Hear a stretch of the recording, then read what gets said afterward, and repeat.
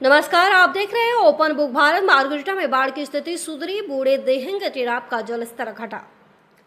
Sub division में बाढ़ की स्थिति में क्रमिक सुधार हो रहा है। राजस्व चक्र अधिकारी ज्ञानज्योति दत्ता ने बताया कि नदियों नालों का जलस्तर घटने के साथ ही बाढ़ प्रभावित क्षेत्रों से पानी तेजी से निकल रहा है। इस बार के भयंकर बाढ़ में सब डिविजनल के कई गांव बुरी तरह प्रभावित थे, जिसके कारण प्रशासन को राहत शिविर स्थापित करने पड़े। इन शिविरों में कुल 2533 बाढ़ पीड़ितों ने आश्रय लिया था। वर्तमान में स्थिति नियंत्रण में आने के बाद साथ ही सिर्फ 6 शिविर ही सक्रिय हैं। उम्मीद जताई जा रही है कि कल तक सभी आश्रयार्थी अपने घरों को लौट सकेंगे। राजस्व चक्र अधिकारी ज्ञानज्योति दत्त के नेतृत्व में राजस्व एवं आपदा प्रबंधन विभाग ने युद्ध स्तर पर स्थिति की निगरानी की और राहत सहायता पहुंचाने में कोई कसर नहीं छोड़ी। शिविरों में रह रहे लोगों ने प्रशासन के त्वरित और संवेदनशील कदमों की सराहना की। प्रशासन ने स्पष्ट किया है कि पानी घटने के बाद भी राहत और पुनर्वास की प्रक्रिया लगातार जारी रहेगी।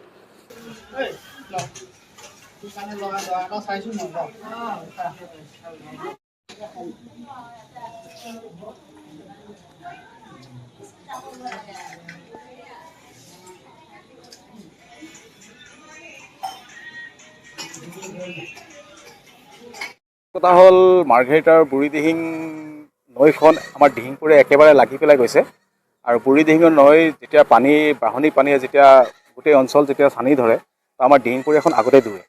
সকলোকে প্ৰথম কথা এইটো। আৰু দিহিংপুৰে ডুবাৰ লগে লগে আমাৰ দিহিংপুৰবাসী ৰাইজে মাৰ্ঘেৰিটা কেন্দ্ৰীয় খেলপথাৰ সমীপত যিখন আমাৰ স্কুল আছে, LP স্কুল, তাতে 2 দিনৰ কাৰণে তেখেতসকলে ইয়াত বসতি স্থান কৰে।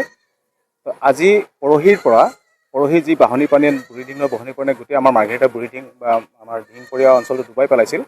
তো বিশেষকৈ ঘৰ বুলি নকওঁ, মই 180 জন সদস্য আমাৰ মাৰ্ঘেৰিটা দিহিংপুৰীয়াৰ ওচৰত থকা যিখন LP স্কুল মাৰ্ঘেৰিটা, কিন্তু আমি পূৰ্ণ সহযোগিতা পাইছোঁ আমাৰ চৰকাৰৰ ফালৰ পৰা। ধন্যবাদ। চিকিৎসা ক্ষেত্ৰতো আমি যথেষ্টখিনি সহায় সহযোগিতা পাইছোঁ। যোৱাকালি আমাৰ চিকিৎসকসকল আহি পিনে সকলোৱে পৰীক্ষা কৰিছে, শৰীৰৰ ক্ষেত্ৰত হওক বা বাচ্চাবিলাকৰ সৰু বাচ্চা আছে, সিহঁতৰ সকলোৱে সহায় সহযোগ আগবঢ়াইছে। আমি চিকিৎসকসকলকো ধন্যবাদ জ্ঞাপন কৰিছোঁ তেখেতসকলে আমাক সহযোগ কৰাৰ বাবে।